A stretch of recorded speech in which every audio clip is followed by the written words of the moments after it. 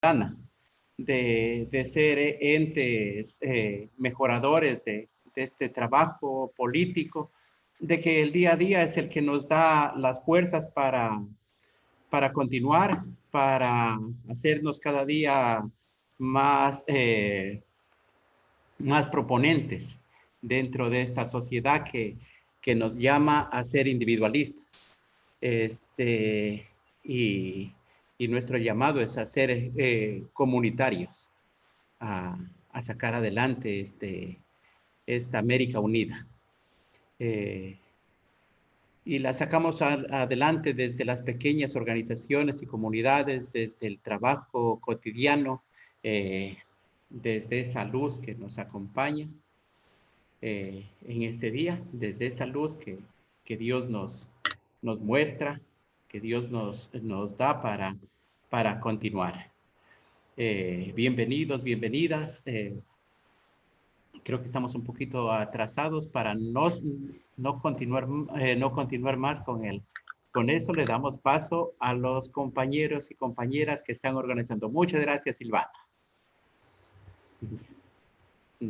Continuemos, compañeros, compañeras. Está Silvana apagado tu micrófono. Bom dia, companheiros e companheiras. Ahora la mística. Mari, ¿no? Sí. Mari del Carmen. Buenos días a todos y todas los diferentes países, los diferentes comunidades de aquí de Sucumbíos. Ya lo dijo Gribaldo, desde las pequeñas organizaciones y con capacitación podemos ser entes políticos que llevemos al bien común y no solamente de pronto ser políticos partidistas, sino políticos comunitarios. Es por eso de que, bueno, comenzaré diciendo algo muy impresionante que es pues cuando nos dan una noticia, ¿no? Buenas nuevas para mi pueblo. El que quiera oír, que oiga.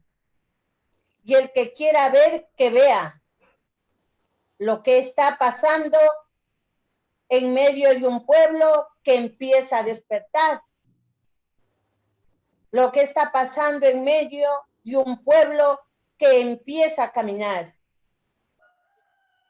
El que quiera oír, que oiga, pues aquí estamos personas que entendemos que desde nuestros conocimientos todavía nos hace falta mucho más.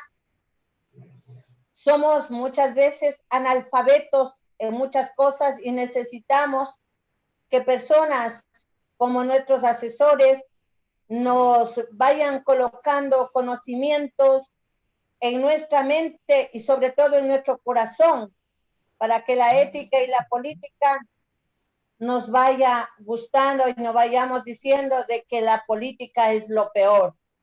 La política es muy linda dentro de estos espacios, como en la materia que nos mandaron a leer, dice, son espacios en donde podemos hacer realidad las acciones y cumplir con esas obras que tanto nos piden. Es por eso que paso en este momento a pedirle a los que de pronto ya hemos previsto un cirio, una velita a prender.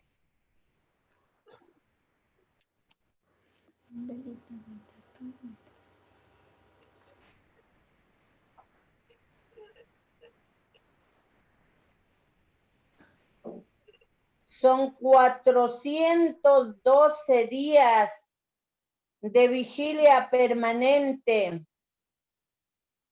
Y como hemos dicho, en la vigilia nadie se cansa. Este día prendemos esta luz para que nuestros compañeros que han aceptado voluntariamente a seguir en este proyecto de vida. Sigan adelante, El encendedor. como es nuestro nuevo coordinador, Gribaldo Cueva, y todas nuestras compañeras como Irlanda, Carmita Lapo, Norma Lojano y también Janet Caballana, sigan con ese mismo entusiasmo, sabiendo que el único que estará dando, como dice el 100 por 1, es Jesús. Y sobre todo, no esperando reconocimientos, no esperando a lo mejor figurar, sino hacerlo de corazón y dar cumplimiento a lo que dice en la palabra del Señor. Que no sepa lo que tu mano derecha hace, que la otra no lo sepa. Entonces, llenos de alegría, llenos de esta iluminación, que tan hermoso es estar en la claridad, porque cuando estamos en las tinieblas, cuando estamos en la oscuridad, a veces podemos tener lindas metas, lindas ilusiones, pero podemos a lo mejor equivocarnos y tratar de hacer daño a los demás. Es por eso que en esta mañana vamos a repetir esta frase que ha sido prácticamente la que nos ha motivado día a día a estar firmes en la vigilia permanente por nuestros 3 compañeros que hoy se encuentran detenidos en el lugar donde nosotros no pensábamos que iban a llegar. Nosotros pedíamos, hemos hecho gestiones para que ellos se trasladen acá a la ciudad de Sucumbíos, a la provincia de Sucumbíos. Mas, sin embargo, ellos fueron dejados a medio camino. Roberto Pachacama, Carlos Chacha, Gonzalo Villamil. Y también pidamos a Dios por aquellas personas que a veces solamente interesa trabajar individualmente, no colectivamente, no comunitariamente.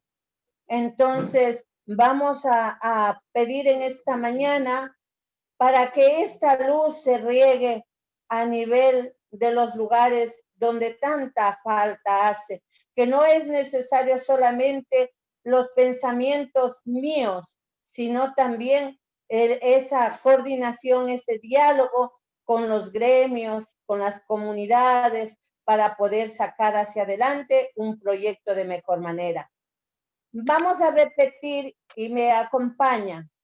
El pueblo que caminaba en tinieblas. Pueblo que caminaba en tinieblas. Divisó una gran luz. Divisó una gran luz. Los que habitábamos en el oscuro país de la muerte. Los que habitábamos en el oscuro país de la muerte.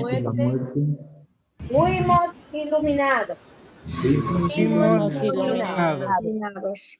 En este momento vamos a pedir al Padre Edgar que hagamos una canción de motivación de esta luz. Agradecer también por tener en nuestro grupo a nuestros sacerdotes, Pablo, Edgar, y muchas personas que siempre están encaminándonos en lo mejor. Adelante, Padre Edgar, para cantar una canción de la luz.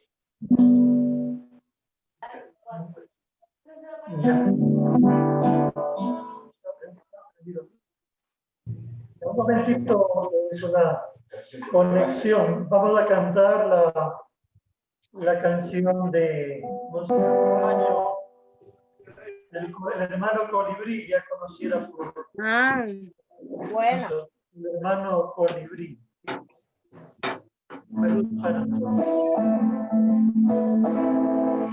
Apareció por mi país, sembrando amor como el maíz.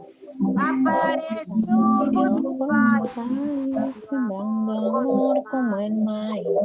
Este aquí viendo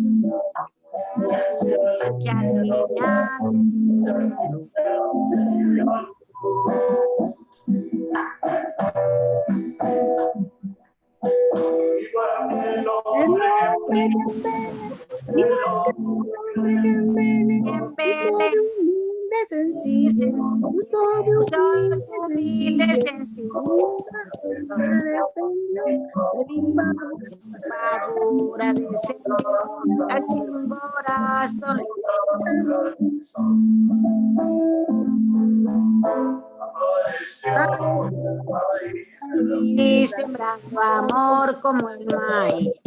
Apareció por mi país, sembrando amor como el maíz. El chalina, la trulla, chaquiña de niña.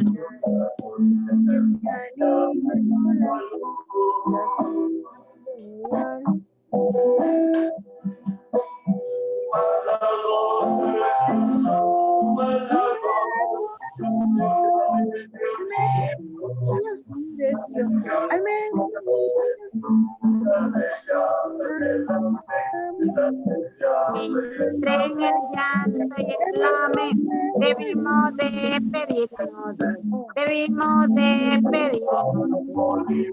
Adiós, hermano colibrí, adiós, Croaño y Arán, adiós, Croaño y Arán. Volveremos a encontrar, volveremos a encontrar, haciendo la vida.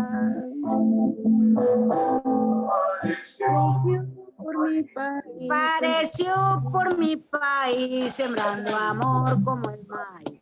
Apareció por mi país, sembrando amor.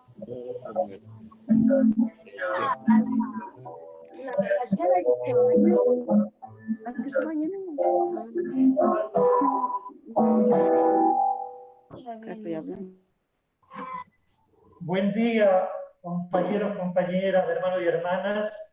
Un gusto nuevamente encontrarnos en este espacio de taller, de encuentro formativo. En este curso hemos empezado el curso de ética y política, pues desde la perspectiva popular, para asumirla responsablemente y poder estar al servicio del bien común. Y pues con la frescura de esta mañana, al menos por este lado, aquí en el oriente, creo que en otros lados también está medio frío, fresco, vamos a disponernos a esto, pues este segundo tema grande del curso, que hemos titulado la experiencia de fe y la relación con la política. Y pues debido a la importancia que tiene que ver en nosotros, en cada uno, cada una, y en nuestras sociedades marcadas por costumbre, por herencia, la cuestión de la fe cristiana, que hemos abrazado, y también tantas otras experiencias religiosas valiosas, pero sí creemos que esto es un aporte para esta búsqueda del buen sentido de la política con este carácter ético.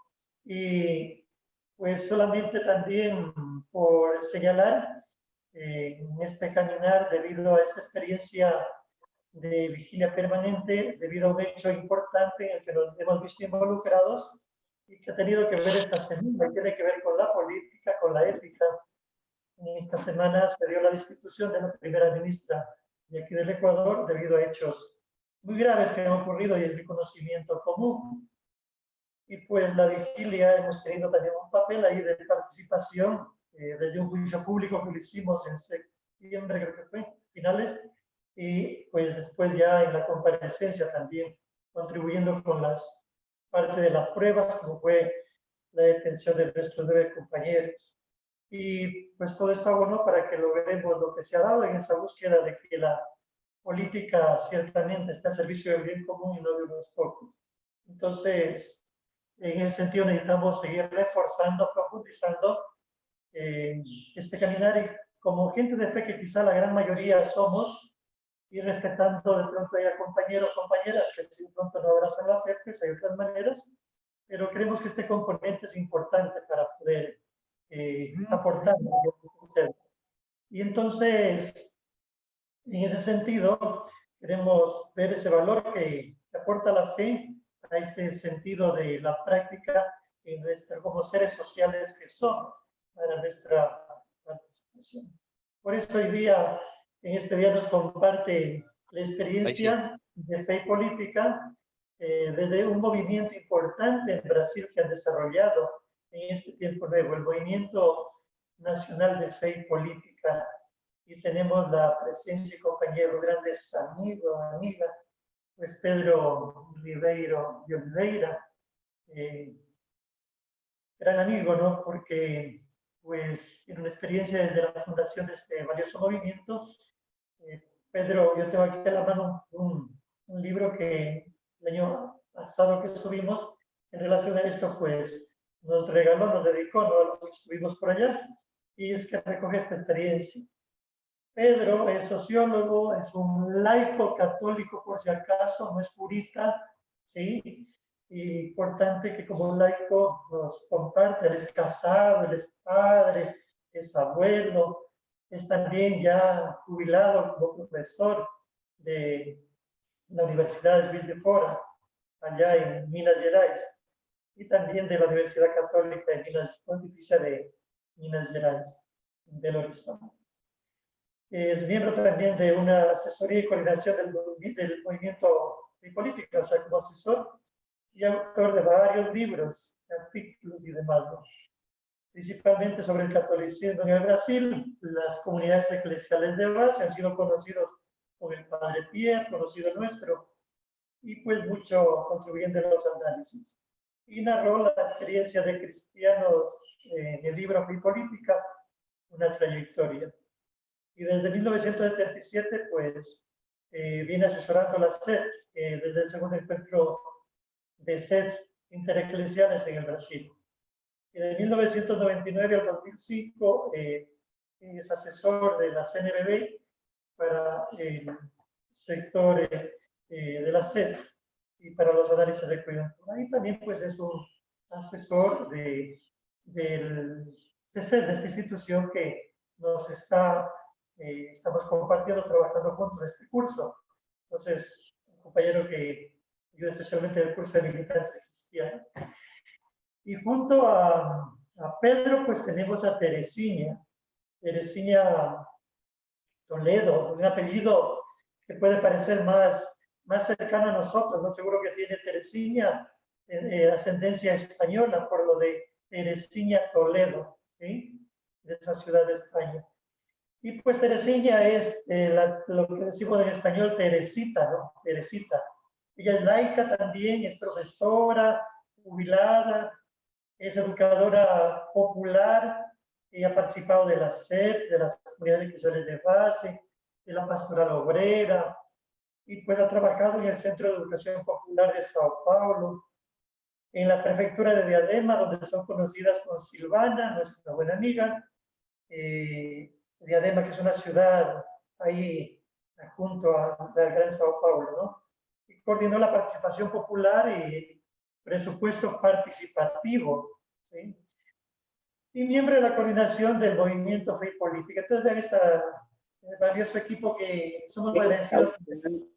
Oye, nos comparten también que hagamos de estrechar la unidad de pueblos, ¿sí?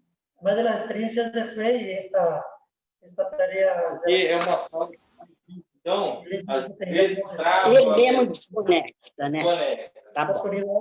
De estrechar nuestros pueblos, también las lenguas, ¿sí? Porque a veces hay una distancia, estando muy cerca relativamente con el Brasil, pero hay una distancia imaginaria muy larga y hay que estrechar, hay que unirnos más como parte de esta patria grande. Solamente por pedirles que el desarrollo de la metodología del día igualmente va a ser como la semana pasada que estuvimos, pues expondrán nuestros compañeros por una hora compartida entre los dos, un momento de trabajo de grupos con esa magia que hicimos del otro día. Si les pedimos agilidad para trabajar juntos, como el hecho de que cuando vayan a los grupos poder estar activos y no mirándose sorprendidos de quiénes son, para poder contribuir con los aportes, para enriquecer la profundización. Y luego pues ya un momento de plenaria que nos ayudarán a profundizar Teresina y Pedro. Y finalmente hasta las 12 para encerrar con algunas orientaciones en vista al próximo tema. Les pedimos colaborar de pronto no estamos tan expertos para el manejo de interrumpirnos cerrando nuestros micrófonos y colocarnos cuando ya necesitamos para hablar. Entonces, aprendamos a decirles y decirle a ellos bom dia, que es buenos días. Español, el bom dia en portugués, buenos días. Bom dia, Pedro. Bom dia, Teresina. Adelante, Pedro. Buenos días, Pablo. Buenos días, amigos y amigas, compañeros, compañeras de Ecuador. Con mucho gusto estoy aquí para presentarles junto con Teresina nuestra experiencia en Brasil del movimiento Fe y Política. Teresina.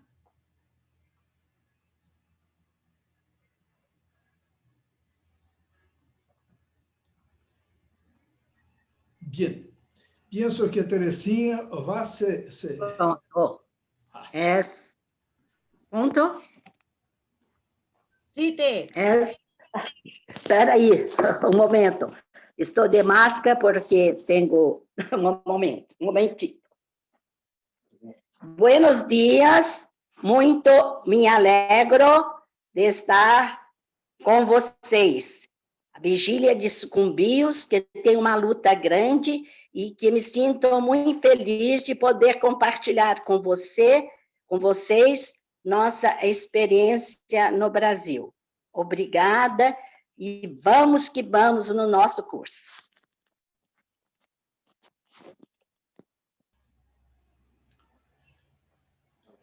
Adelante, entonces, gracias, Teresina. Adelante, Pedro. Comenzamos ya y todos oídos y nuestros cuadernos y lapiceros para tomar nota de lo que nos van a compartir, especialmente como hemos de haber leído el texto que se nos envió, pues nos da bases e ideas para poder reflexionar más. Adelante, Pedro. Gracias, Pablo. Entonces pido que se pongan las láminas para que la gente pueda acompañar. Entonces, que se pongan las láminas y que ahí está. Voy a hablar aquí de la experiencia del movimiento Fe y Política de Brasil con Teresina Toledo, que es nuestra compañera en la coordinación nacional del movimiento. La presentación son en dos partes. En la primera parte, hablo de una manera general, una mirada histórica sobre la cuestión iglesia y política en Brasil. Como Pablo habló cuando me presentó, yo no soy teólogo, yo soy un laico católico que habla a partir de su experiencia y hablo desde una experiencia de dentro. Entonces, lo que intento hacer siempre es una reflexión a partir de la práctica, a partir de la experiencia, compartida con compañeros y compañeras que tienen más sabiduría que yo. Entonces, no es una teología teórica, pero una teología práctica. Son dos partes. Una primera parte, la iglesia y política en Brasil, una visión histórica que es importante, porque no se puede comprender el movimiento Fe y Política quien no conoce un poco el contexto de Brasil, que es muy distinto del contexto histórico de otros países de nuestra América. Entonces, esta evolución, la evolución del pensamiento, y después el movimiento nacional Fe y Política. Yo voy a hacer una pequeña visión general y después Teresita continuará entrando en las cuestiones más prácticas. Una mirada histórica. Diferente de otros países de nuestra América, la independencia de Brasil en 1822 no se hizo con la República, pero continuó siendo un imperio muy ligado al que era el imperio colonial, incluso con el catolicismo como religión oficial del Estado. Es solamente en 1890, cuando se proclama la República, son los militares y liberales que la hacen, es que se separa Iglesia y Estado. La Iglesia Católica no quería separarse del Estado, no quería dejar de ser la religión oficial, pero los republicanos impusieron esta separación. Y fue una separación que hubo muchos problemas, porque los curas, los obispos, los conventos recibían salarios del gobierno. Y de una hora para otra pierden estos salarios, lo que llamaban las congrues, y son obligados a sostenerse por sus propias fuerzas. Pero es un momento también de reforma interna de la Iglesia. Una profunda reforma que en 25 años, esto es el espacio de una generación, permite a la Iglesia Católica de Brasil tener una nueva articulación con sus parroquias, dioceses que se multiplican, sus movimientos, sus asociaciones piedosas, y que mostrará su fuerza social en 1922. Es muy importante la data porque es la conmemoración del centenario, los 100 años de la independencia de Brasil. Hubo conmemoraciones gubernamentales, pero el cardenal arzobispo de Río de Janeiro marcó un congreso eucarístico en la misma semana en que el gobierno hacía la conmemoración cívica de la independencia. Y es claro que con un gran congreso eucarístico, la gente afluyó con mucho más cantidad a las ceremonias del congreso, especialmente al gran triunfo eucarístico, la procesión con el Santísimo Sacramento por las calles de la capital de la República, que a las conmemoraciones cívicas de la independencia.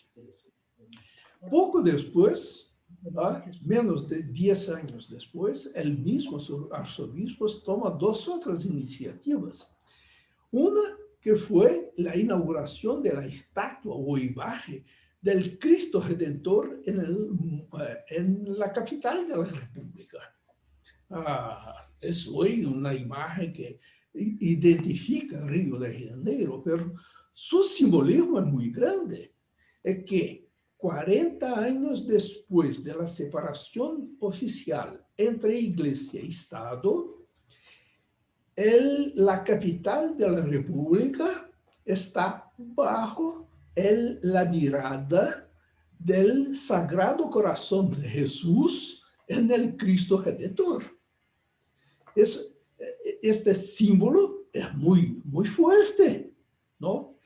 Es para decir, aquí es una república, pero hay que ser una república cristiana sobre la mirada de Jesús. Y también en el mismo año, el mismo cardenal proclama a Nuestra Señora Aparecida, la Virgen Negra, de gran devoción popular, la patrona de Brasil. Y esto, el imagen viene de tren a Río de Janeiro, una gran manifestación popular, se calcula por lo menos 1 millón de personas, esto en 1930, en las calles de Río de Janeiro. Esto fue una demostración de fuerza política y social de la Iglesia. Ahora, en este mismo momento, 1930, hubo no sé, no es una revolución, pero un movimiento liberal muy importante, que es el momento en que empieza un régimen populista en Brasil, similar al peronismo en Argentina y otros, pero es un momento de transformación social. ¿Y cuál es entonces el pacto informal que hacen? La Iglesia Católica, representada por su cardenal arzobispo de Río de Janeiro, Dom Leme, y el gobierno brasileño, presentado por su presidente, Getúlio Vargas. ¿Ah? La Iglesia debe tener el papel de guardián, de guarda de la moral. Es la ideal de un orden cristiano para Brasil. La Iglesia debe decir lo que se puede, lo que no se puede hacer. Por ejemplo, son las reivindicaciones. La prohibición del divorcio y una legislación de la familia conforme a las leyes de la Iglesia. También el permiso para que enseñe la religión católica en el sistema escolar, en las escuelas públicas. La autorización para que haya capelanes católicos en las Fuerzas Armadas. Entonces, la Iglesia está muy presente con su proyecto de orden social.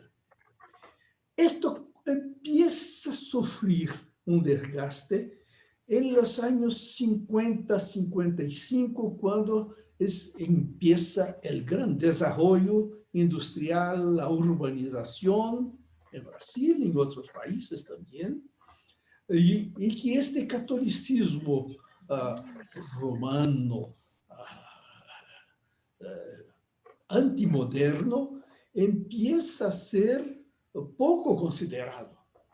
Es el momento también en que el Concilio Vaticano II, hace su abertura al mundo moderno, a la modernidad, y en América Latina esto significa la opción preferencial por los pobres. Entonces, este buen entendimiento entre Iglesia y gobierno, entre Iglesia y Estado, es rompido cuando después del golpe militar, los militares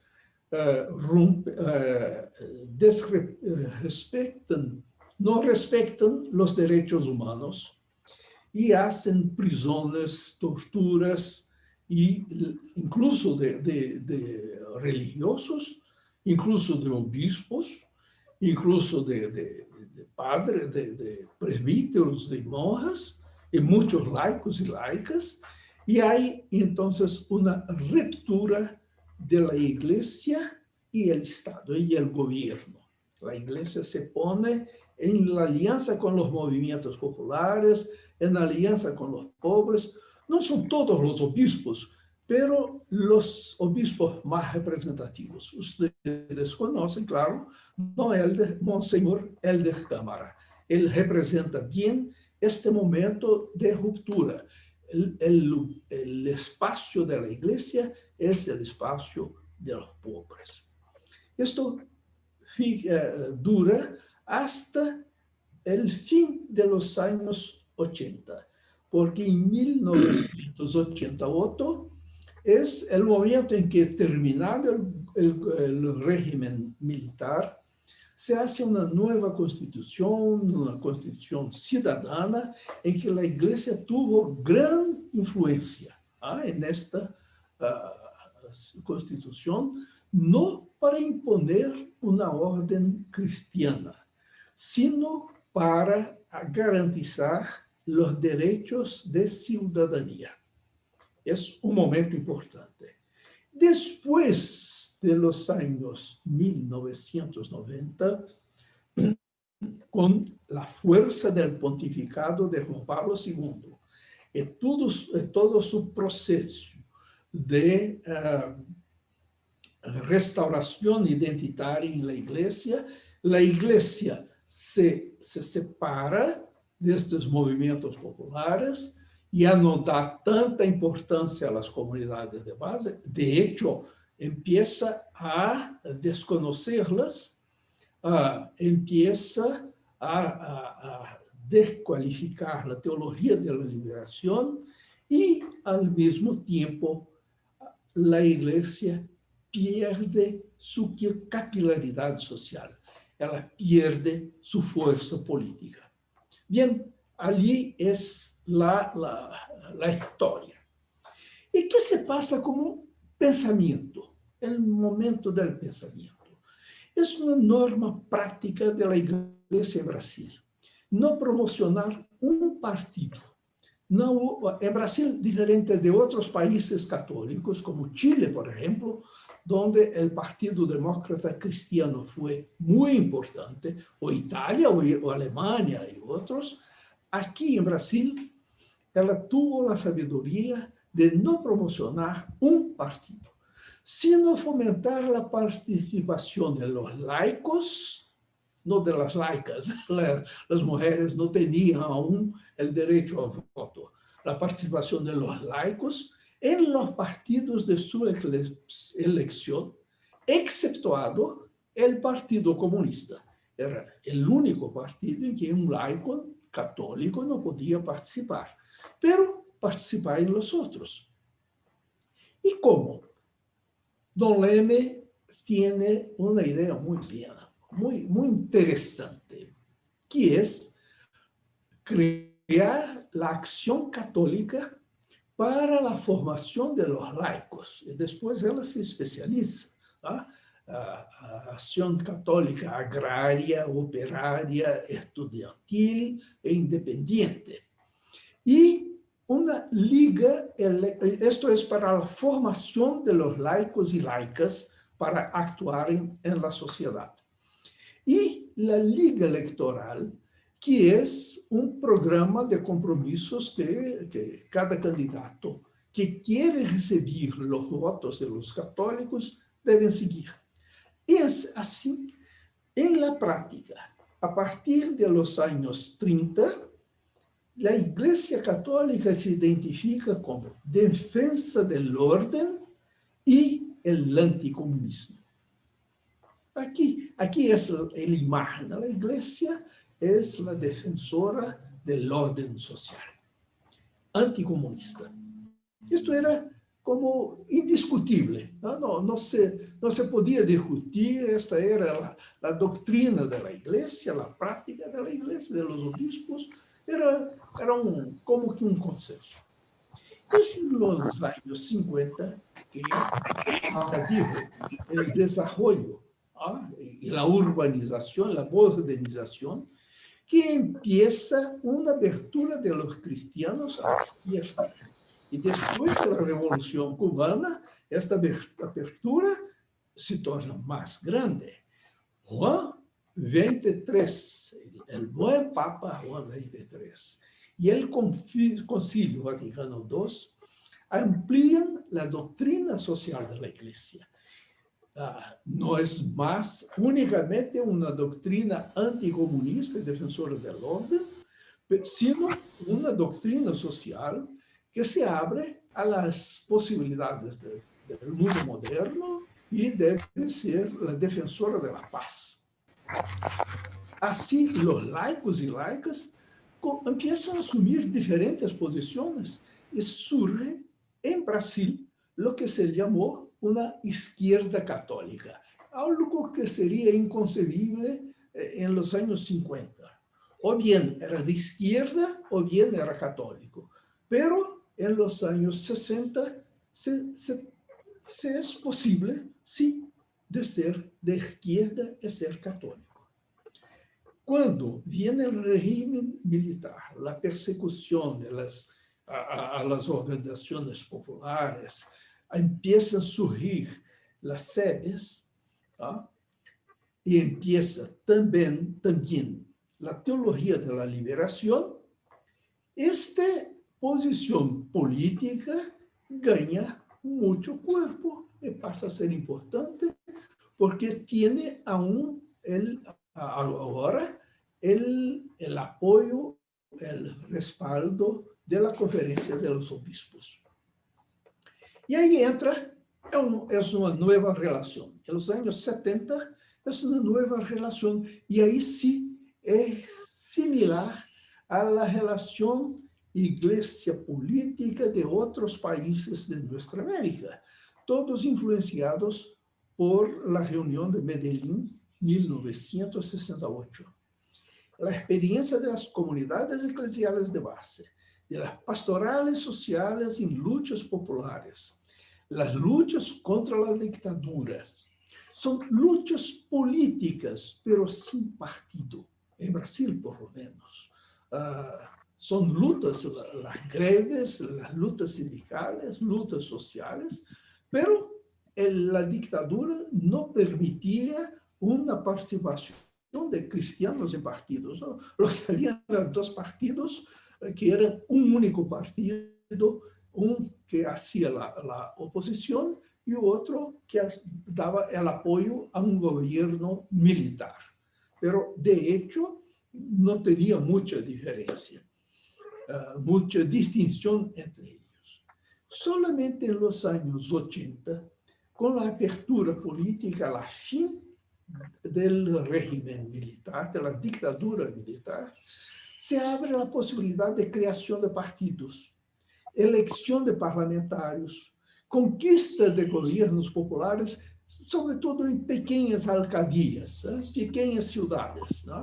Como en el interior de Mato Grosso, en la prelacía, a donde era obispo don Pedro Casaltánica. Es la primera experiencia de movimiento de grupos populares que ocupan el poder político en las alcaldías. Gente formada en la prelacía de São Félix de Araguaia. Es la primera, pero después va a crecer. Y en 1986, es un proceso bastante rápido. Es cuando se da el sexto encuentro intereclesial de las comunidades de base. Y había esta participación de cristianos, pero no había una teoría, una orientación. Y es Frei Clodovis Boff que escribe un texto. ¿Cómo orientar la participación de los cristianos en la política sin hacer de la fe cristiana una ideología? Este es el gran problema. La identidad católica permite una diversidad de opciones políticas. Yo puedo ser cristiano de extrema izquierda, de media izquierda, de centro. Quizás no puedo ser cristiano de derecha o de extrema derecha, en mi concepción, pero de todas maneras, el cristianismo, el catolicismo, no me obliga a pensar un proyecto político igual al de todos los otros católicos. Pero, ¿cuáles son los límites de esa diversidad? Y más, ¿qué lugar tiene la fe cristiana en la política? Son dos cosas enteramente diferentes, distintas.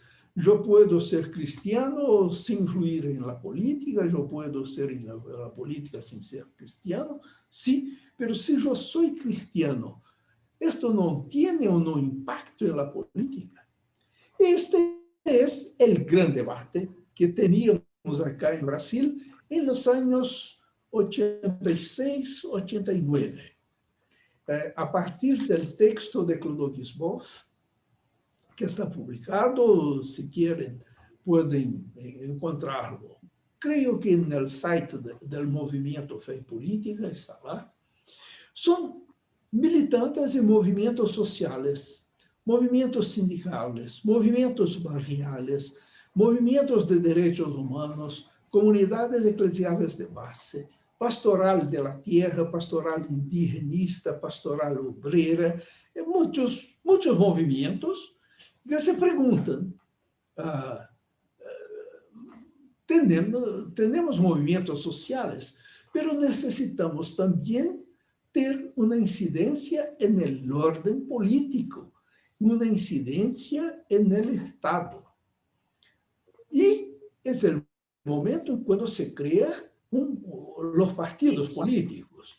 Y la gente se identifica con el Partido de los Trabajadores, el partido que más tarde eligió Lula presidente de la República. Y casi todos entran en el PT, pero no es como norma. Había cristianos, buenos cristianos en otros partidos también, estaban en esta discusión. Pero un pequeño grupo, éramos algo como 30 o 40 personas, casi todos, militantes en partido político, incluso algunos con mandato político de diputados, otros sin mandatos, otros no eran afiliados al partido, pero tenían una sintonización entre sí en el campo de la ética, una confianza de unos en otros, reforzada por lazos de amistad.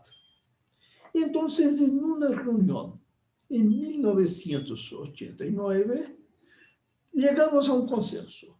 La política se hace en partidos y en movimientos sociales. Son instrumentos distintos, pero complementarios. Un movimiento social o una comunidad de base no es un partido político y no debe comportarse como un partido político. Ela tiene una función social religiosa, pero ella debe complementar el trabajo, la actividad de un partido popular que lucha por las mismas causas. Entonces, hay que pensar cómo hacer esta relación. Y había en este momento una tendencia dentro del PT que sería de agrupar los cristianos como si fueran una tendencia, una corriente dentro del PT. Se llamaba aquí, pero depreciativo, los iglesieros.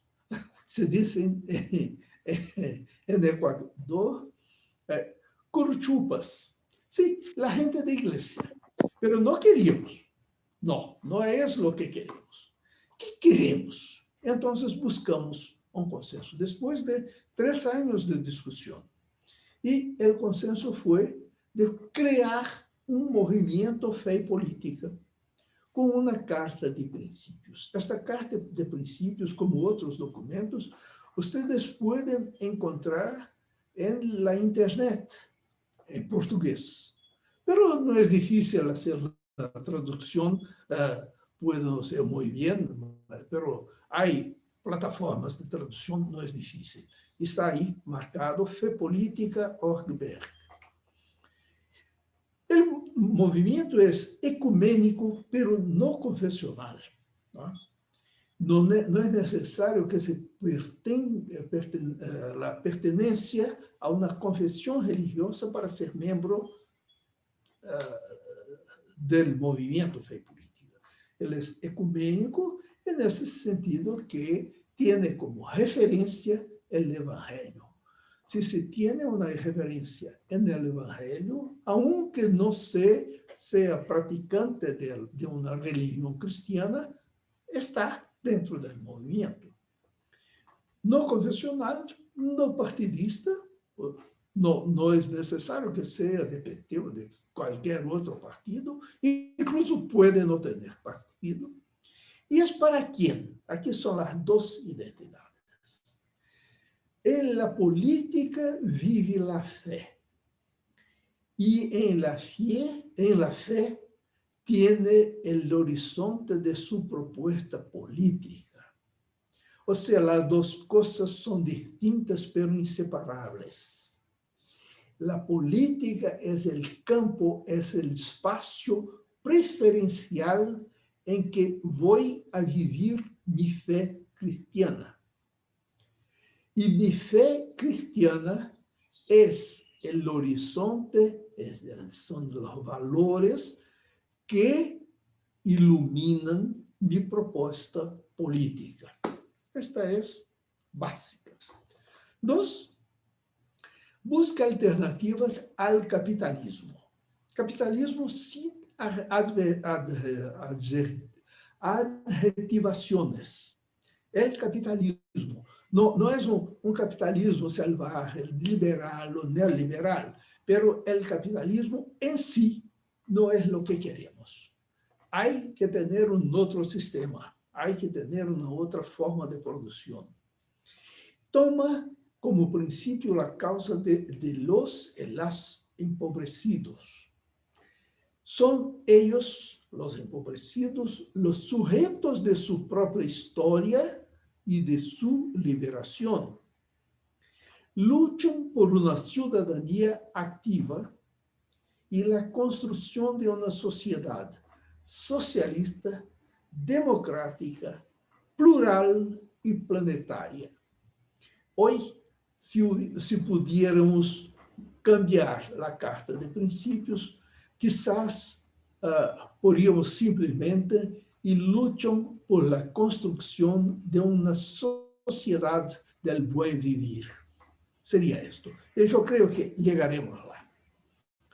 Y el movimiento tenía como objetivos fomentar una reflexión política, la vida espiritual y la subjetividad de las personas que pertenecen al movimiento.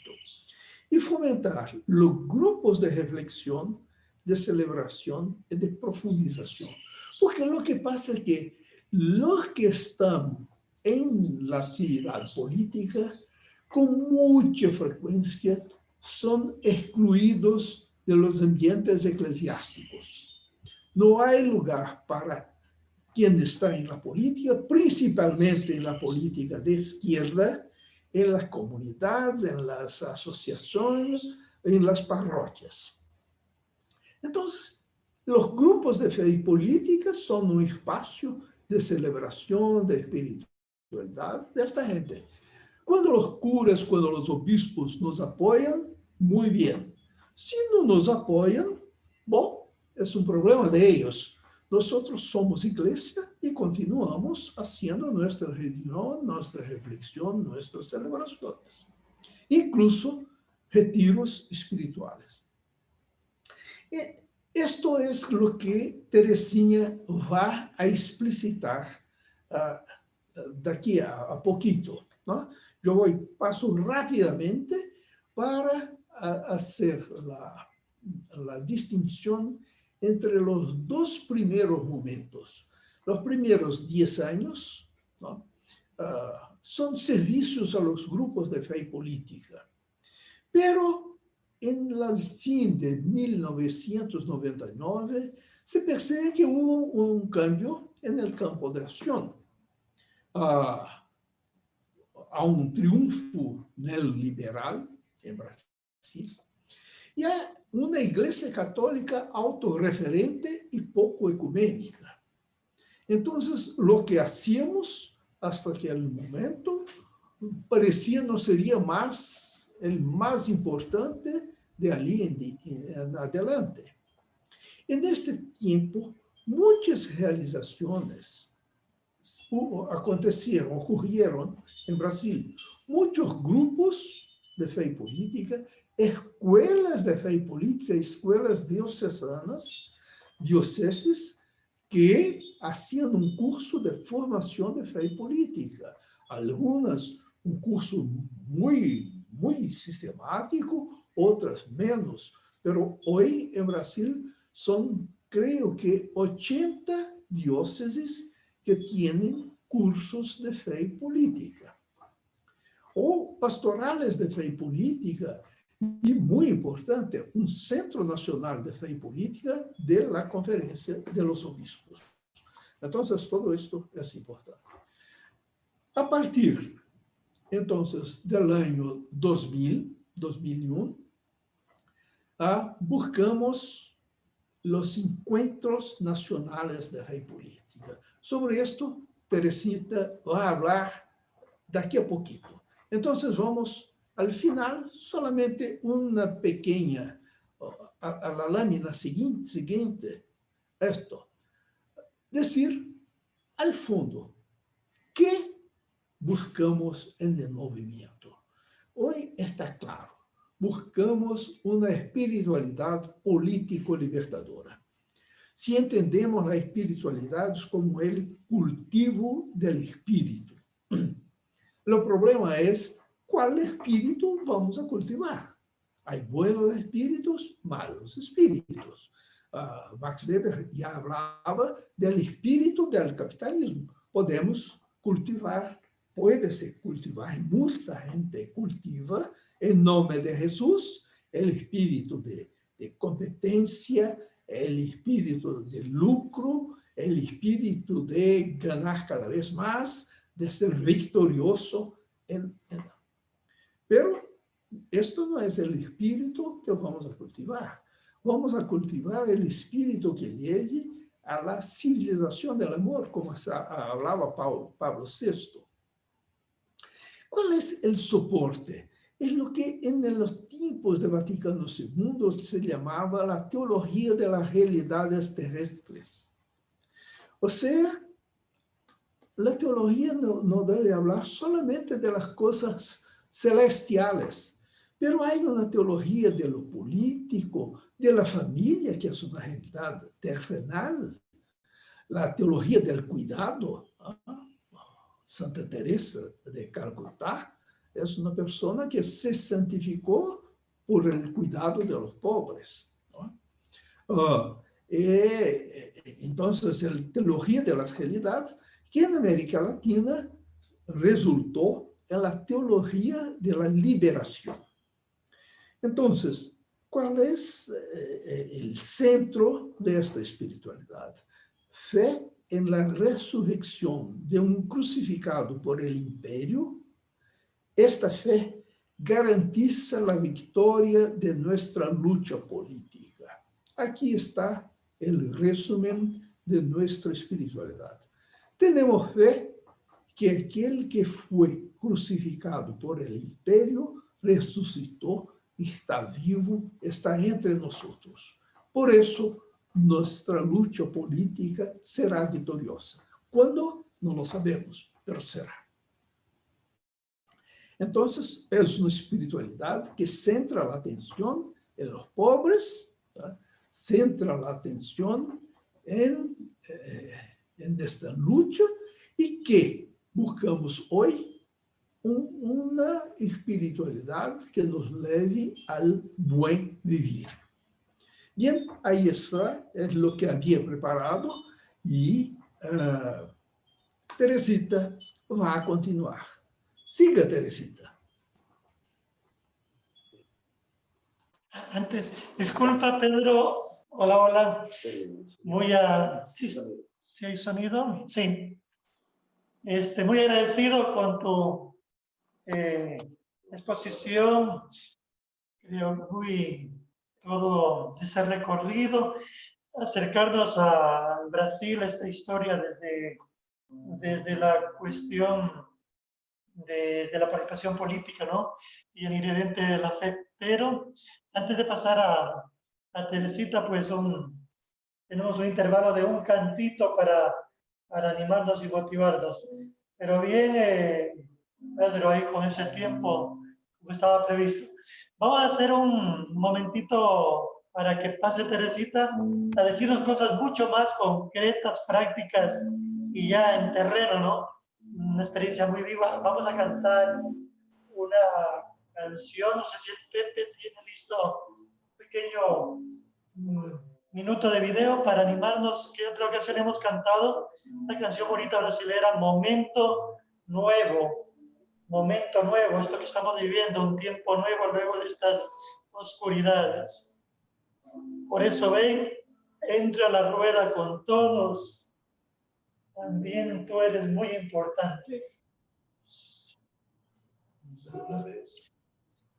Y Pepe va a poner un poquito para que la gente se acuerde y después hay un pedacito del refrán y ahí Edgar coordina los músicos. Eso.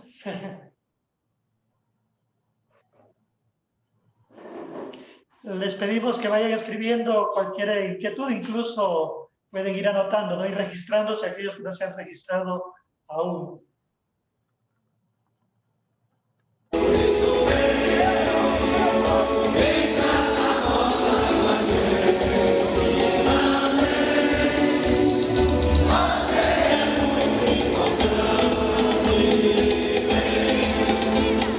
Não basta defender direitos. Muy bien, por eso ven, entra la rueda con todos. También tú eres muy importante. Vamos en versión española. Entonces ahí lo que estaban cantando en uno de estos encuentros nacionales de fe y política en Brasil era invitando a que vengan, que la gente entre a la rueda, ¿no? A la comunidad, a la organización, conjuntamente con todos, y que cada uno es muy importante y por eso ven. Entonces el estribillo es, por eso ven, entra a la rueda con todos, también tú eres muy importante. Repetimos 2 veces y al último dice, ven, una invitación a entrar. Por eso ven. ¿Qué? ¿Está hablando? ¿No sale la letra? Creo que Edgar se tiene que callar un poquito para que aparezca la letra, porque Pepe está intentando compartir. Momentico. Así, no todos no ven la letra. ¿No entra la letra?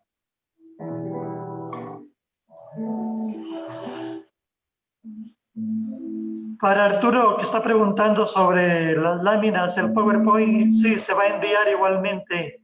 Se envía luego este material que ha puesto Pedro. Pepe, no aparece.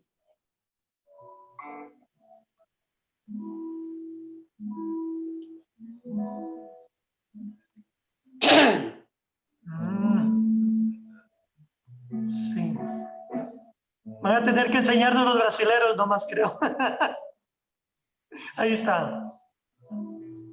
Entonces dice así, por eso ven, ven, entra a la rueda con todos, también tú eres muy importante, ven. Voy a repetir, por eso ven, entra a la rueda con todos, también tú eres muy importante. Ven. Una última vez voy a hacer todo yo y ustedes tratan de repetir después.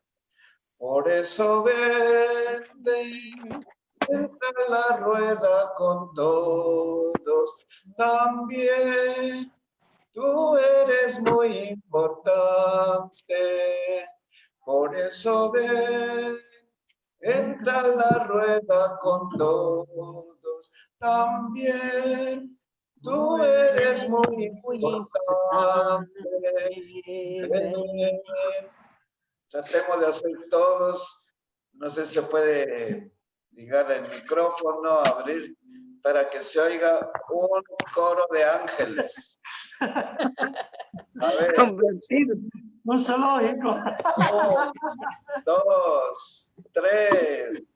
Por eso ven, entra a la rueda con todos, también tú eres muy importante.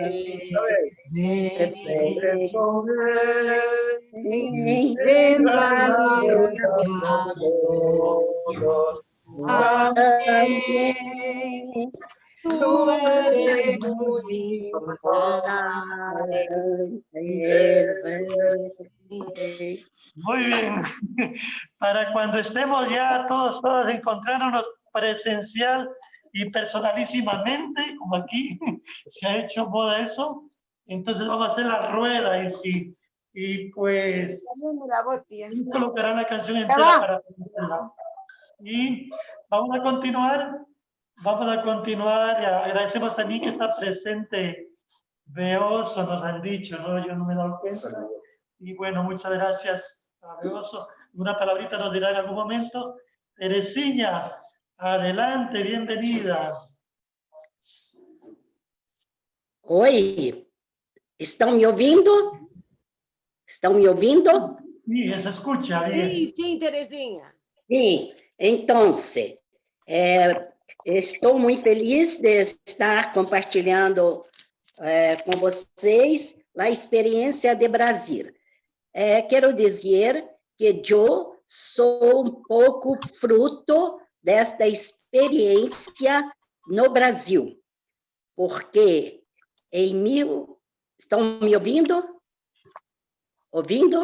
Sí. Sim, porque em 1964, em plena ditadura popular, eu entrei para a vida religiosa. E estava no convento rezando pela conversão dos comunistas. E eu fiz a universidade de pedagogia e fui ser professora nos colégios tradicionais de las freiras. Pero chegando em Vitória, uma diocese de muita vida, de muita mobilização popular, eu comecei todo um processo de libertação, não só personal, como de uma prática popular, né?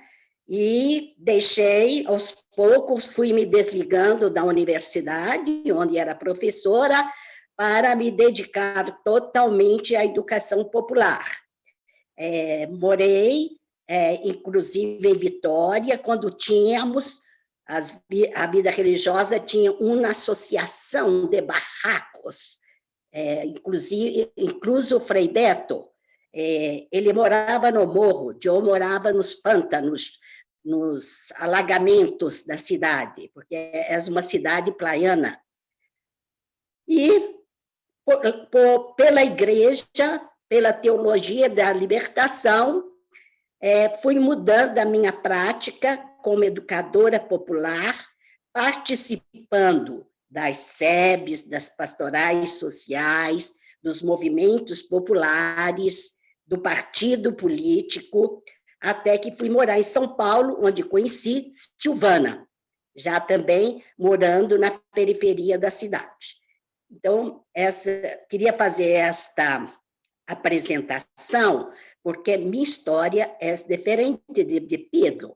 Pedro me ajudou nesta caminhada de compromisso com a teologia da libertação, de compromisso com as causas populares. Bem, mas voltemos ao assunto. Atualmente, o movimento de fé e política tem uma coordenação ampliada de 40 pessoas e uma coordenação executiva de 10 pessoas.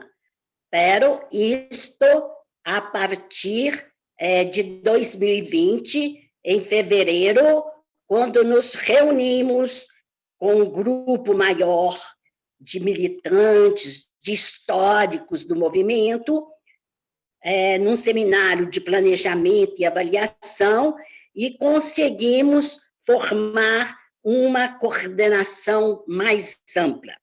Pero, durante muitos anos, caminhamos com uma coordenação de 10 a 15 pessoas, sendo que, na verdade, 4 ou 5, e aí me incluo com Pedro, a execução cabia muito a nós mesmos, né?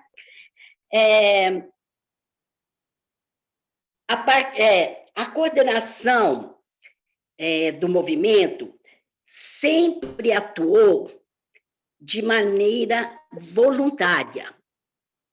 Quer dizer, que é o trabalho voluntário no Brasil. É um trabalho que não implica remuneração, muito pelo contrário. A gente ainda faz opção de gastar com o movimento. Acredito que muitos de vocês vivem essa experiência aí também. Com exceção da secretaria e o serviço de manutenção de sítio, o movimento do sítio do Movimento Nacional Fé e Política, todo o trabalho é voluntário, né?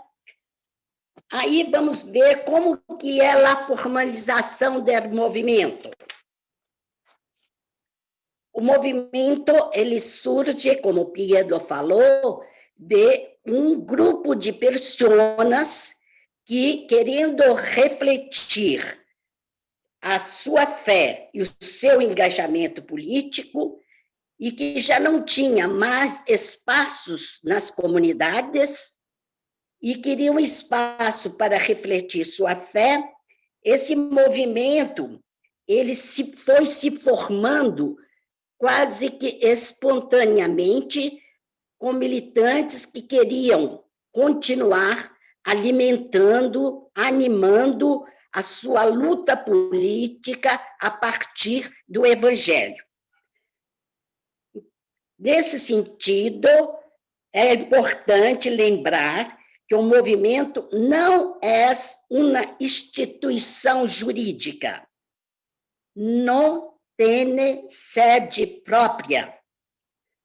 Historicamente, sempre uma pastoral ou uma entidade ou organização parceira oferece o espaço físico para a Secretaria Executiva do Movimento Fé e Política. Atualmente, somos parceiros do ISER Assessoria, que também Pedro é um dos componentes. O movimento tem um papel muito importante e nós temos um sonho que é, sobretudo, um sonho de Pedro, porque Pedro tem sido o grande incentivador e o grande protagonista da formação de uma rede brasileira de fé e política. E isso tem sido um trabalho promovido com outras entidades, mas, sobretudo, pelo movimento Fé e Política.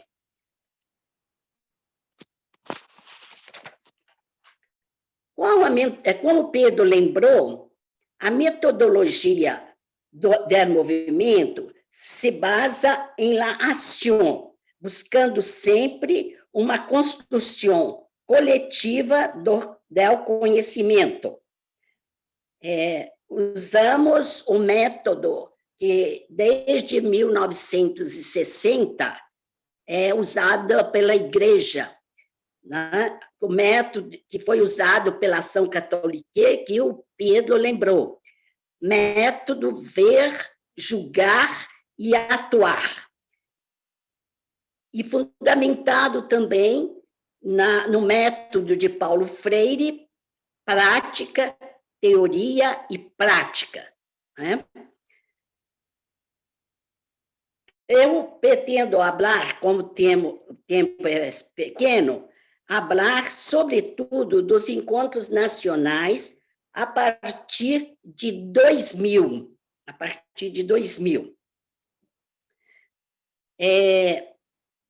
Esses encontros nacionais têm sido um fator importante na construção de uma experiência, de uma metodologia de construção coletiva. A partir do primeiro encontro, as cidades se postulam para acolher o próximo encontro. Com a participação de membros da coordenação nacional, se compõe uma equipe de coordenação local na cidade que vai acolher o encontro, que, por sua vez, se organiza em várias outras equipes e comissões de trabalho, constituindo uma grande minga, que no Brasil não chamamos minga, chamamos mutirão, um grande mutirão, uma grande minga, onde participam centenas de pessoas.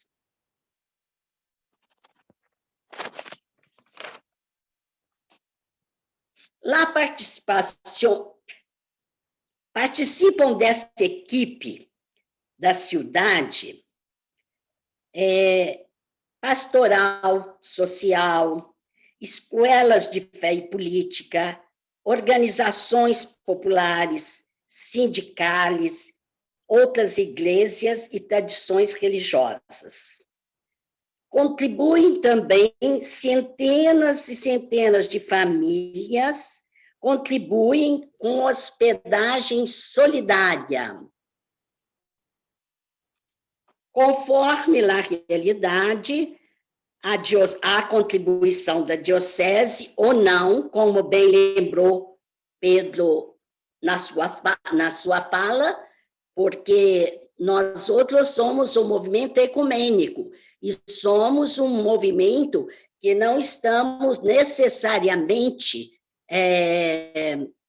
não é um movimento de católicos, então nós não temos, vamos dizer, obrigações para com a diocese, é um movimento laico, né? Mas em muitos encontros contamos com o apoio, o estímulo de dioceses. Também, em alguns encontros, contamos com a contribuição do poder público. E nos últimos encontros tivemos uma grande participação das universidades, cedendo incluso os espaços para que pudéssemos realizar esse encontro. E, de certa forma, foi uma novidade que a gente conquistou para ampliar a reflexão. Então, esta participação é muito de acordo com a realidade local, né? Lembramos também que os participantes contribuem com ajuda financeira através das inscrições. Isso tem sido um fator muito importante para que as pessoas se sintam comprometidas com o processo dos encontros.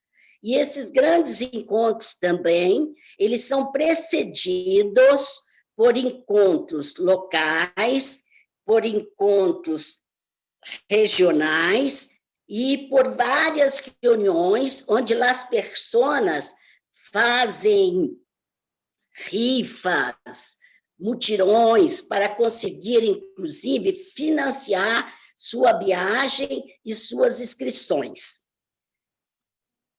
Os encontros, eles acontecem, como Pedro lembrou, num clima de animação, reflexão, troca de experiências e celebração. Incluso não deixem de ver um vídeo que Silvana enviou a última sessão do encontro de 2900. Então, não deixem de ver para vocês terem uma ideia. Aliás, passaram um pouquinho desse vídeo, mas procurem ver, que ajuda bastante. O que fazíamos nesses encontros? Qual a dinâmica desses encontros? A dinâmica desses encontros é através de plenárias, grupos temáticos, momentos de oração e mística.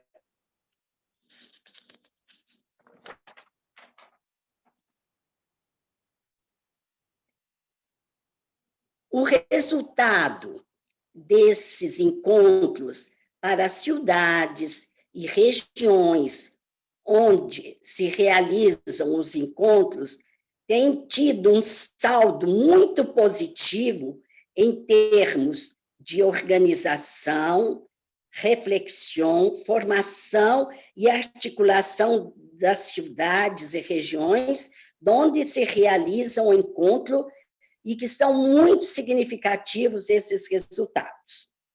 Né? Então, agora nós temos aí um quadro dos encontros nacionais. Lembrando que todos esses encontros,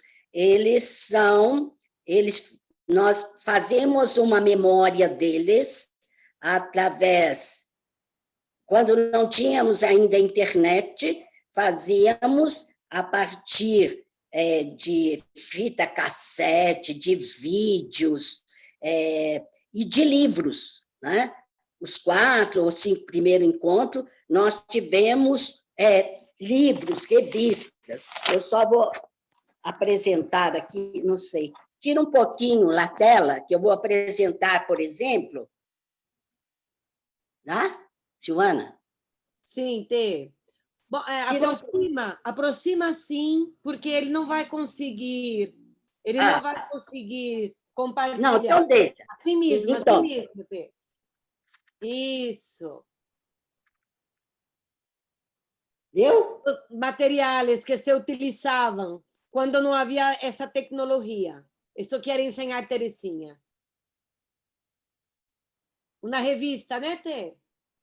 Uma revista que foi produzida a partir do encontro em Ipatinga, Minas Gerais. Sim? Viu, Silvana? Deu para ver? Ótimo, sim, deu para ver, sim. Sim. Então, vamos lá.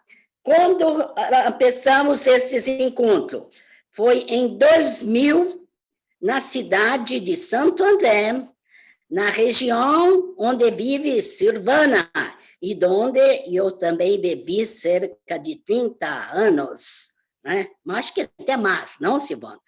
E o tema desse encontro foi Mística de la Militância. Pensamos que íamos fazer um encontro para 200 pessoas, e, no entanto, tivemos lá participações de 3.000 pessoas. Este encontro, o tema deste encontro, Mística de Militância, se fez através de testemunhos de militância, de mística e de militância. E aí contamos com um lindo testemunho de Lula, de muitos sindicalistas e dos movimentos populares. Me lembro de João Pedro Stellide, que é o coordenador, um dos coordenadores do movimento dos trabalhadores sem terra no Brasil. Depois, em 2002, fizemos um encontro em Poços de Caldas, Minas Gerais. O tema era Razões de Nossa Esperança. Neste encontro também Lula estava. Incluso, nesta época, Lula já chamava um empresário para ser o vice dele. E houve uma reação muito forte dos presentes quanto a isto. E Lula, pela primeira vez, na igreja e entre os movimentos populares, foi bastante questionado. Né? Aí participaram 4.000 pessoas. Tá bom?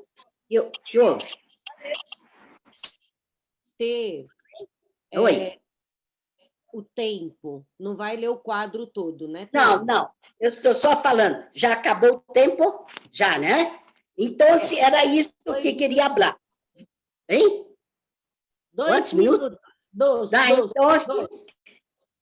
Então, isto é importante vocês terem aí gravado todos os encontros, que vocês podem ver.